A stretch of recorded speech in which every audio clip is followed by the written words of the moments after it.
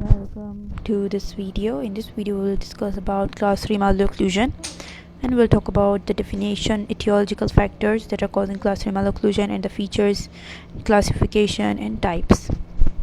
Let's get started. First of all, we will talk about the definition. What is class 3 malocclusion? So according to the mesiobuccal cusp of lower first molar occludes mesial to the class 1 position. So in the given picture below, you can see the lower molar, it is occluding mesial to class 1 position. Lower molar is more mesial, but the upper molar is in class 1 position with the lower second molar. The red arrow is showing it. Now we'll talk about the classification of class 3 malocclusion. The class 3 malocclusion is divided into 3 types. Number 1 is true class 3 malocclusion, skeletal, pseudo class 3, and class 3 subdivision. So first we will talk about the true class 3 malocclusion.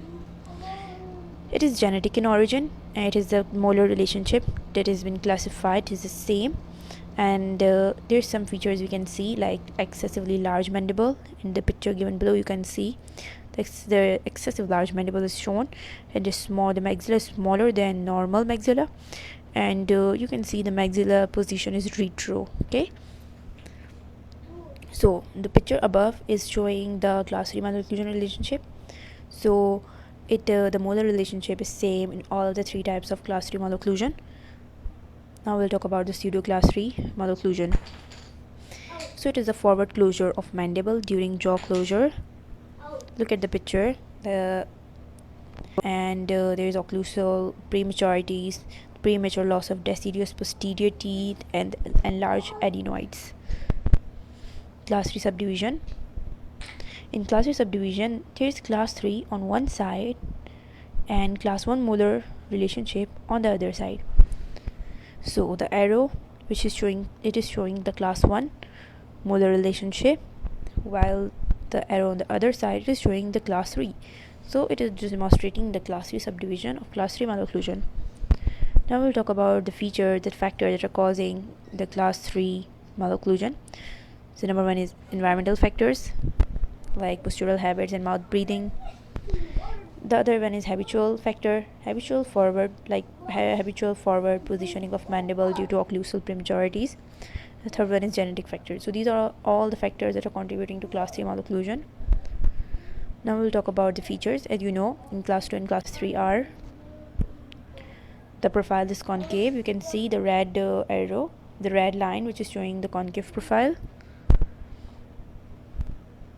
and it is anteriorly divergence in class 3 malocclusion. If we talk about lower facial height, the lower facial height is increased, and the black arrow, you can see the line horizontal, it is showing the lower facial height.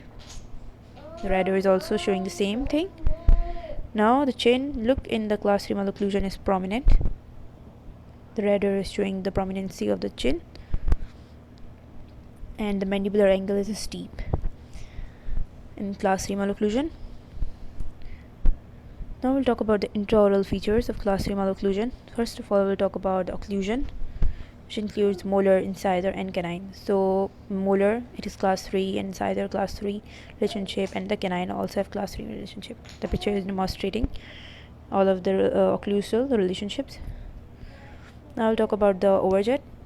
The overjet in class 3 is reversed, and there is reversed overjet. The crossbite in class 3, you can see posterior crossbite, maybe unilateral or bilateral. Look at the picture, the purple arrow is showing the posterior crossbite, and the maxillary arch in class 3 is constructed. So look at this, this is a class 3 malocclusion, it is constructed arch. The mandibular arch is forward position. So look at the picture, you know the excessive growth of the mandible, and the maxillary arch is constructed. So it is an intraoral feature we can see, and the arch form is ovoid. Okay, so